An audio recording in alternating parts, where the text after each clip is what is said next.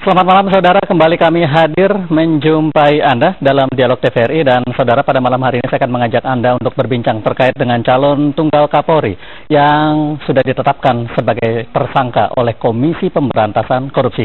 Sebagaimana sudah kita ketahui bersama saudara, pada sore hari tadi Dewan Perwakilan Rakyat, Komisi 3 maksud saya, sudah menetapkan, membuat persetujuan bahwa Komjen Budi Gunawan akan diangkat sebagai Kapolri. Untuk itu saudara, untuk mendiskusikan masalah ini, kita akan mendiskusikan bersama tiga narasumber saya yang saat ini telah hadir di Studio 6 TVRI. Langsung saya perkenalkan, di sebelah kanan saya Bung Neta Espane, Ketua Presidium Indonesia Police Watch. Selamat malam. Selamat malam. Terima kasih sudah hadir Bang Pane. Dan di tengah juga sudah hadir Bapak Tamrin Amal Tomagula. Selamat malam Pak Tamrin. Terima kasih sudah hadir. Dan di ujung sana juga sudah hadir Bung Bahren, Direktur Advokasi LBHI. Selamat malam Bung Bahren. Terima kasih sudah hadir. Tapi sebelum kita melanjutkan diskusi kita, saya akan mengajak bapak-bapak di sini untuk mengikuti klarifikasi yang telah disampaikan oleh Komjen Budi Gunawan di hadapan Komisi 3 DPR RI terkait status tersangka yang telah ditetapkan oleh KPK. Saudara, selamat mengikuti. Menyangkut diri saya ini menjadi terang dan jelas, perlu saya sampaikan penjelasan klarifikasi sebagai berikut. Terkait opini-opini yang selama ini berkembang tentang rekening gendut yang melibatkan beberapa Polri, yang salah satunya mengarah kepada nama saya, dapat saya jelaskan bahwa khusus untuk yang menyangkut diri saya, bahwa benar pada rekening saya terdapat beberapa transaksi keuangan, di mana semua transaksi itu terkait dengan kegiatan bisnis keluarga yang melibatkan pihak, jadi melibatkan pihak ketiga selaku kreditur. Hal tersebut dikuatkan dengan adanya perjanjian kerjasama antara lain dengan Pacific Blue International Limited, bahwa transaksi keuangan dalam bisnis tersebut dianggap sebagai transaksi yang mencurigakan. Selanjutnya, melalui mekanisme yuridis laporan hasil analisis atau LHPPATK yang telah disampaikan kepada Baris Krim Polri, kemudian hal tersebut telah ditindaklanjuti oleh Baris Krim Polri dengan melakukan penyelidikan secara profesional dan proporsional, di mana hasil penyelidikan dan pendalaman dari Baris Krim Polri telah dikirimkan kepada PPATK dengan surat nomor B1538 Namrawali 2010 Baris Krim tanggal 18 Juni 2010 dengan hasil penyelidikan disimpulkan sebagai transaksi yang wajar, tidak terdapat perbuatan melanggar hukum dan tidak terdapat kerugian negara, sehingga transaksi keuangan tersebut legal dan dapat dipertanggungjawabkan secara hukum. Hasil penyelidikan Baris Krim Polri tersebut juga telah diberikan kepada saya melalui surat Kabaris Krim Polri dengan nomor R1016 Direktorat Tindak Pidana Ekonomi Khusus 10 Romawi 2010 pada tanggal 20 Oktober 2010 perihal pemberitahuan yang pada pokoknya menyimpulkan bahwa transaksi keuangan yang terjadi pada rekening saya sebagai transaksi yang wajar dan dapat dipertanggungjawabkan. Ini alat buktinya dan di gambar tayang sudah ada. Dan perlu kami jelaskan bahwa ini adalah produk hukum yang sah. Artinya bahwa produk hukum dari lembaga institusi penegak hukum yang sah, yang juga mempunyai kekuatan hukum. Kita tahu bahwa Undang-Undang Nomor 15 Tahun 2002 tentang tindak pidana pencucian uang yang disahkan pada tanggal 17 April 2002, bahwa pada pasal 26 ayat 9 mengatakan bahwa PPATK mempunyai tugas Di antaranya pada ayat 9 melaporkan hasil analisis transaksi keuangan yang berindikasi tindak pidana pencucian uang kepada kepolisian dan kejaksaan. Artinya bahwa Polri telah, dalam hal ini Kabar Eskrim, telah menindaklanjuti masalah LHA tersebut. Bukan tidak pernah ditindaklanjuti. Dan hasilnya secara sah sudah ada dokumen hukumnya, hasil klarifikasinya. Ini merupakan produk hukum yang juga harus dihargai sebagai kekuatan hukum yang sah.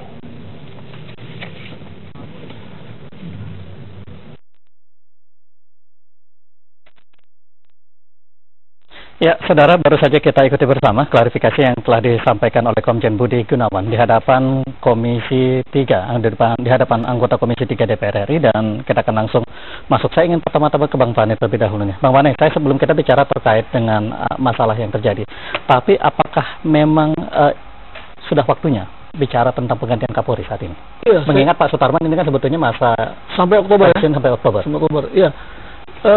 Indonesia Polisi memang melihat ya, sudah saatnya dan Sutarman harus dipercepat masa jabatannya. Alasannya? Ada beberapa alasan. Pertama, munculnya pemerintahan baru, presiden baru yang membawa pemerintahan baru, kabinet baru, jaksa agung baru, sehingga perlu ada Kapolri baru yang bisa menjalankan konsep revolusi mentalnya Jokowi, yang orang benar-benar dia percaya. Kapolri yang sekarang tidak dianggap cukup bisa karena menerjemahkan pikiran-pikiran Pak Jokowi. Saya kira tidak, karena pertama itu bukan orangnya dia, ya, yang bisa dipercaya menjalankan konsep revolusi mental. Yang disebut dengan orangnya dia itu artinya apa sih, Bang Fani?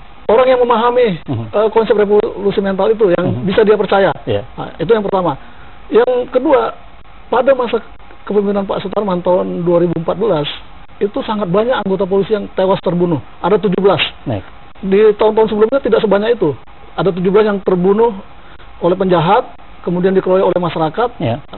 Pertanyaannya kemudian adalah bagaimana polisi bisa melindungi masyarakat? Melindungi dirinya saja tidak bisa, tidak profesional. Ya.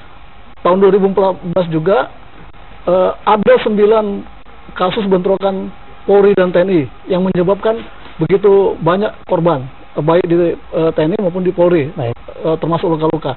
Nah, ini menunjukkan bahwa kinerja Pak Sutarman perlu dievaluasi, dan dia kita lihat ya sudah tidak layak lah dan harus segera diganti. Tiga alasan itulah yang kenapa kemudian sejak September 2013 begitu muncul Jokowi sebagai presiden, kita mendorong supaya Sutarman diganti. September 2014 ya, supaya diganti.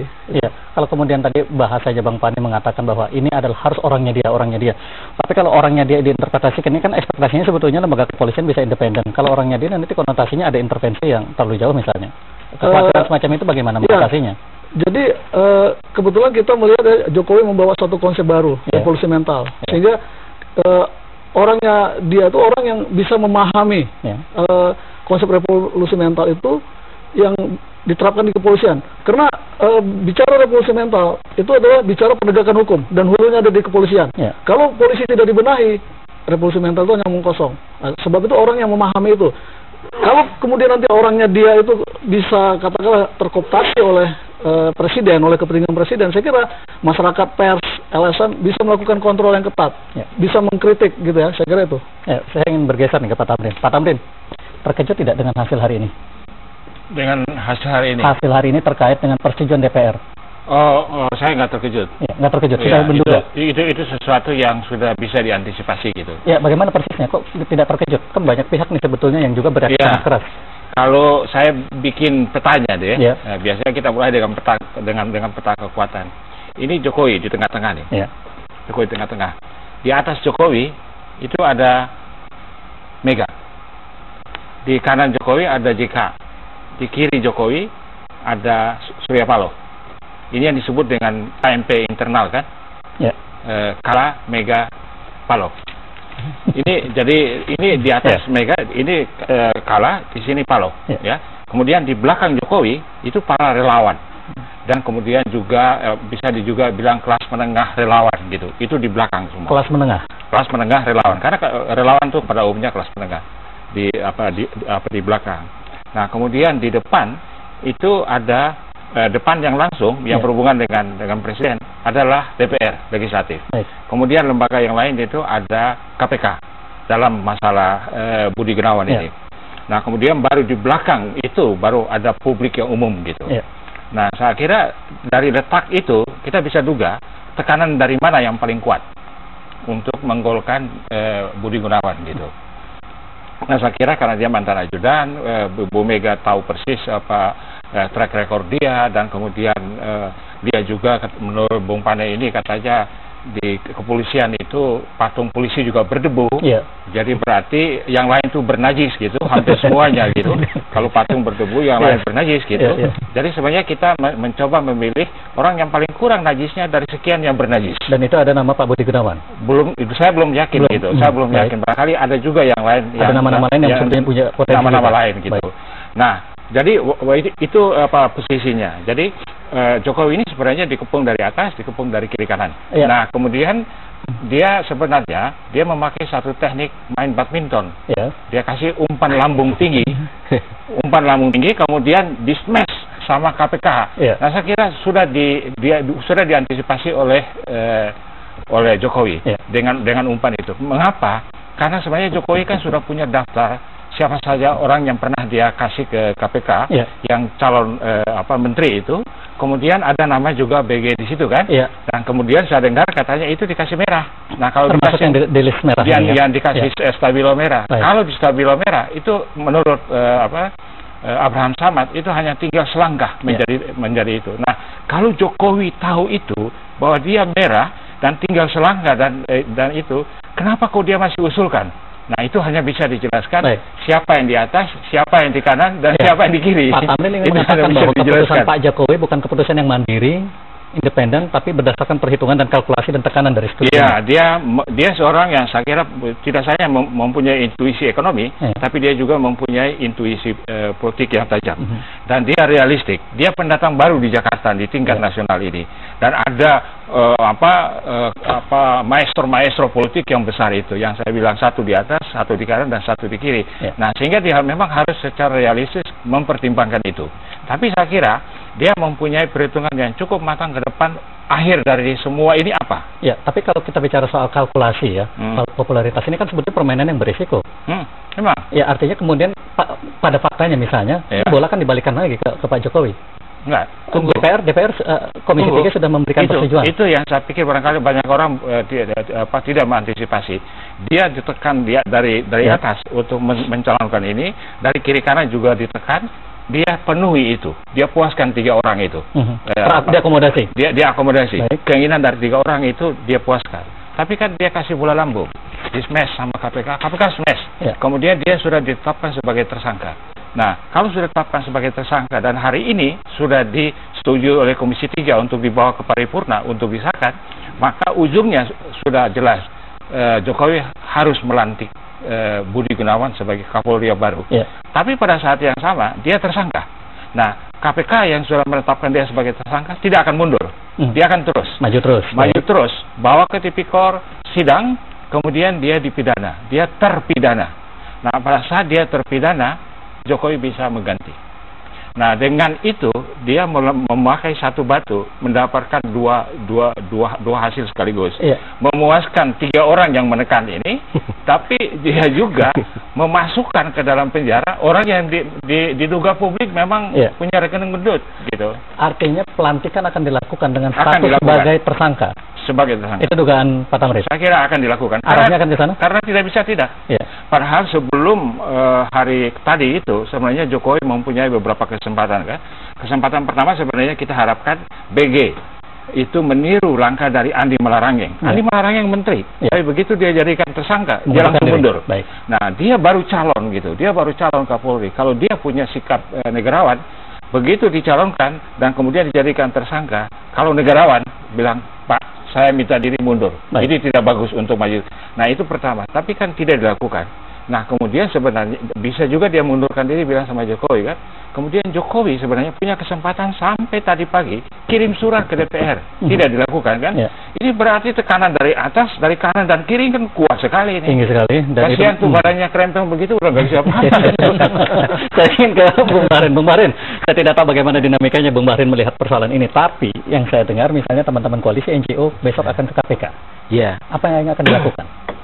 Itu kan berawal dari surat ya, surat Jokowi yang kemudian beredar. Dari beberapa nama, kemudian muncul satu nama untuk diusulkan ke DPR. Dan hanya satu nama yang diusulkan? Satu nama, karena konfirmasi ke Kompolnas itu ada 5. Ada 5 nama? Ada 9 berujung ke 5. Baik. Dan akhirnya Presiden menyerahkan itu satu nama. Nah, nama itu yang kita mengagetkan itu kan mungkin karena di tahun 2010 itu udah kita sampaikan kepada ke KPK, Bareskrim dan PPATK itu yang menyampaikan ke kita untuk itu ditelusuri. Bahkan kita melakukan upaya ke KIP kemarin tuh untuk itu dibuka. Terkait dengan rekening ini? Iya, tapi kan sampai saat ini kan nggak pernah dibuka. Baru pada saat ini disampaikan ke DPR, kemudian ini dipegang oleh KPK, akhirnya terjadilah seperti ini kan. Terkait dengan klarifikasi yang disampaikan oleh Komjen Budi Gunawan tidak cukup memberikan makna apa-apa buat teman-teman? Kalau kondisi sekarang ini sudah ditetapkan KPK sebagai tersangka, gimana kita mau klarifikasi?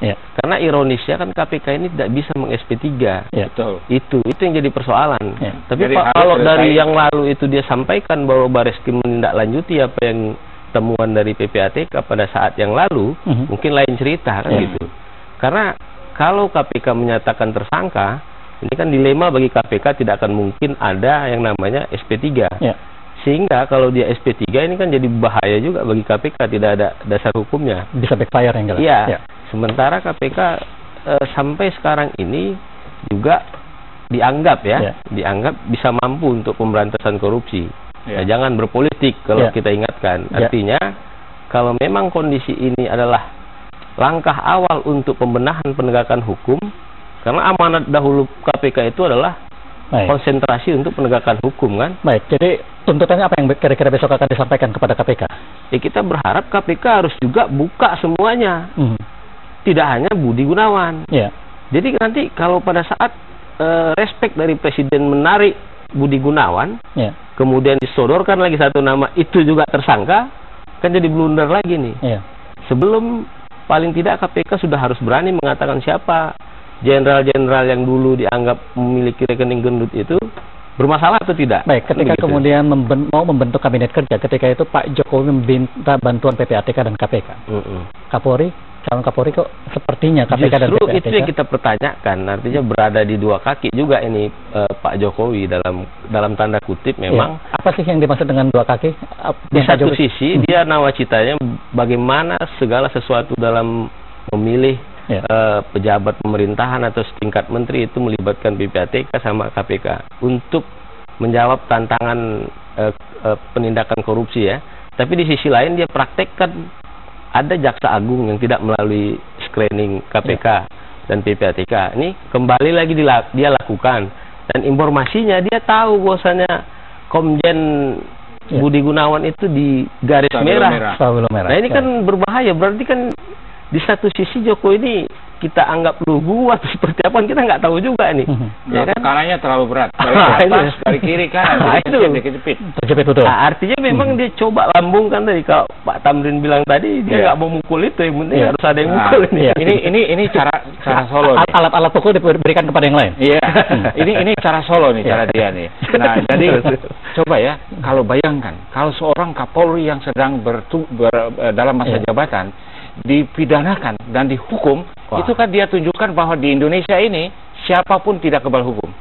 Itu pesannya. Dan saya kira ujungnya ke situ. Ujungnya akan ke sana. Ujungnya ke situ. Dia lantik KPK terus, kemudian dia terpidana, dicopot, diganti dengan yang lain yang mudah-mudahan lebih kurang najisnya gitu. dan hanya debu-debu gitu yang bisa karena kita nggak tahu apakah ini mencoreng muka kepolisian atau memang mau ingin membenahi kepolisian, kan nggak ngerti kita ini. Atau sebaliknya, barangkali justru pada tingkat tertentu sebetulnya kan wajah lembaga kepresidenan kita yang sebetulnya pada tingkat tertentu oleh sementara kalangan justru tertampar oleh sikap yang dilakukan oleh yang dilakukan KPK. Itu tidak begitu Pak Tamrin? Enggak. Kalau saya pikir dalam proses yang sedang kemelut begini, menurut saya sejauh ini Jokowi tidak tergores sedikit pun. Menurut saya, yang sebenarnya nanti akan menjadi objek sasaran kemarahan publik adalah yang di atas, di kanan dan yang di kiri. Dan karena mereka tahu dia ditekan, karena publik tahu. KMP yang internal ini yang kuat sekali. Paksaan dari Bang Bahrim tadi, KPK jangan berpolitik intinya. Iya, karena kita lihat kalau dia memang tidak berpolitik, dia harus buka tuh semua. Dan menindaklanjuti secara keseluruhan. Baru kita bilang KPK nggak berpolitik. Kita konfirmasi ke Bang Pane kalau begitu. Bang Pane, KPK berpolitik atau tidak kira-kira? Kalau kita lihat sejarah rekening gendut, ini kan yang sekarang ini periode ketiga sebelumnya. Dan Indonesia Police Force sendiri sudah berkali-kali mendesak KPK supaya segera menangani itu. Tapi kan tidak pernah dilakukan KPK ya.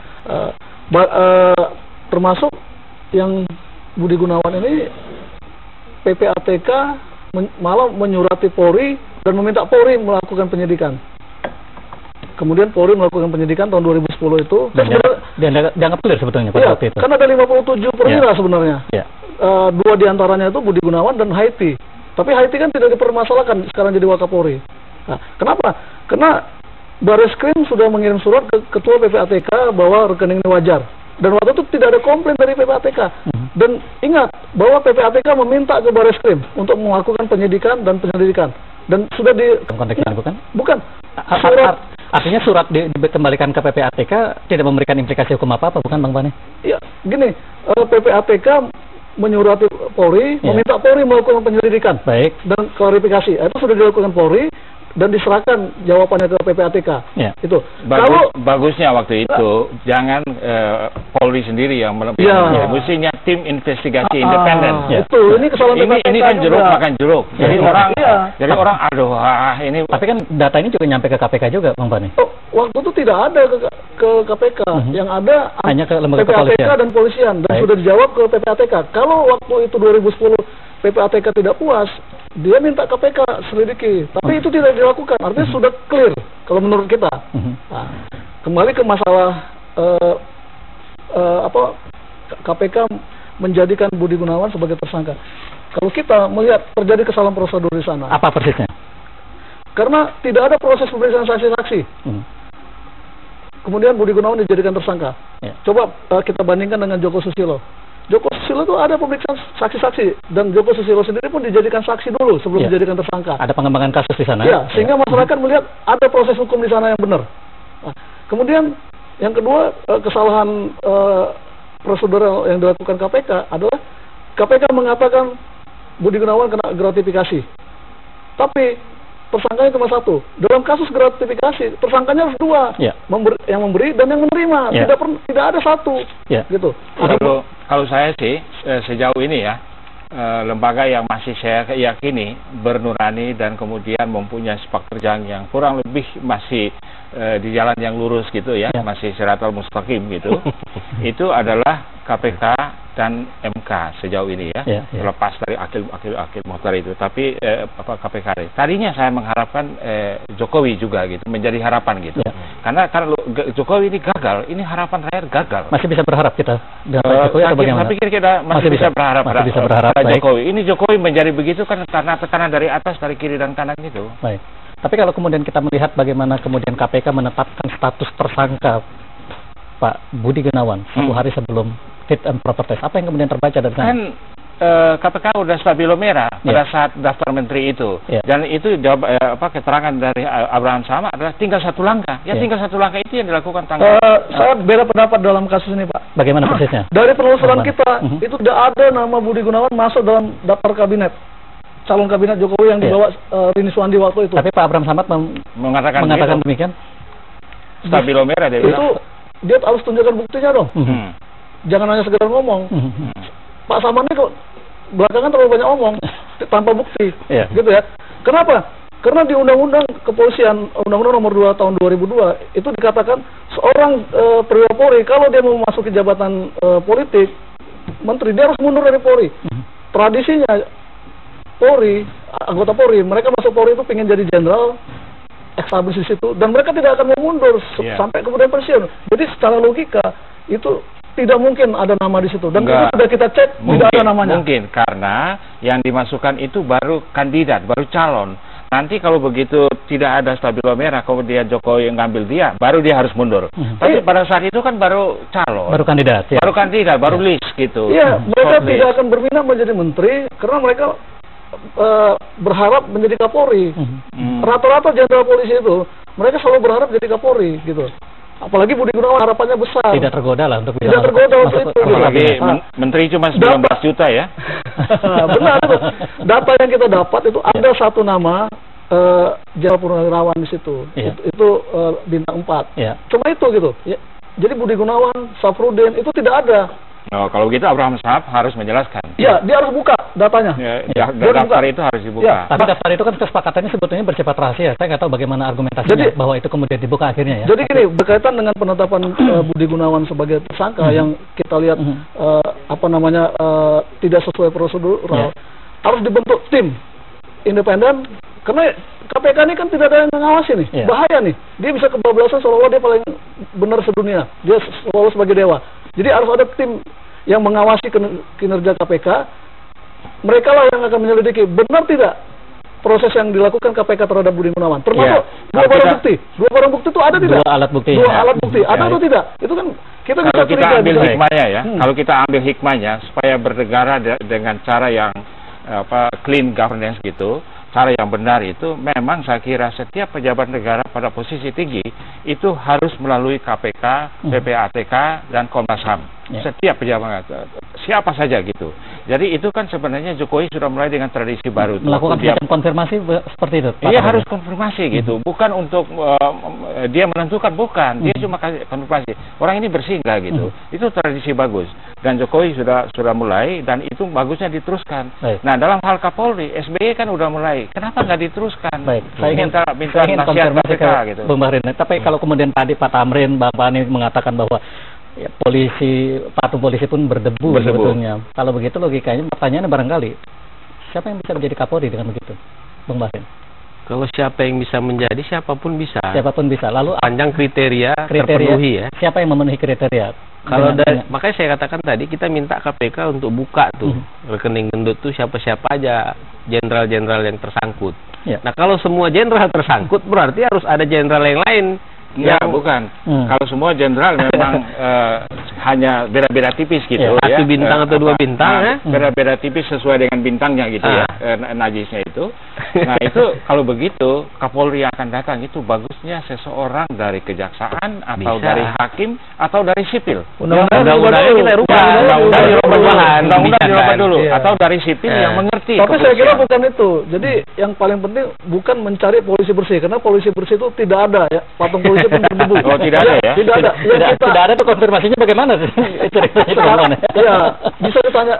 Sebutkan satu nama jenderal polisi, tanya ke saya, insya Allah bisa saya jawab apa dosa-dosanya dia. Oh iya. Siapa yang punya Lamborghini? Mau konfirmasi kali ini. Itu bisa nanti di luar forum nih saya jawab. Oh iya. Oh nggak berani di sini. Ini hakku yang mengetahui. Bukan, jadi persoalannya bukan mencari polisi bersih, tapi adalah mencari polisi yang berkomitmen untuk mengubah dirinya dan mengubah institusinya itu. Karena mencari polisi bersih tidak akan dapat. Tidak akan dapat. Kalau Gus Dur bilang kan ada 3 tuh kan. Bang Bahrin, ini kalau kemudian kita lihat visi dan misi yang disampaikan oleh Pak Budi Gunawan di hadapan Komisi 3 DPR RI, nomor 1 adalah melaksanakan upaya anti korupsi dan ketiga menjunjung ketertiban hukum. Saya akan diskusikan masalah ini setelah info terkini berikut ini dan pemirsa tetaplah bersama kami. Kami akan segera kembali setelah info terkini berikut ini.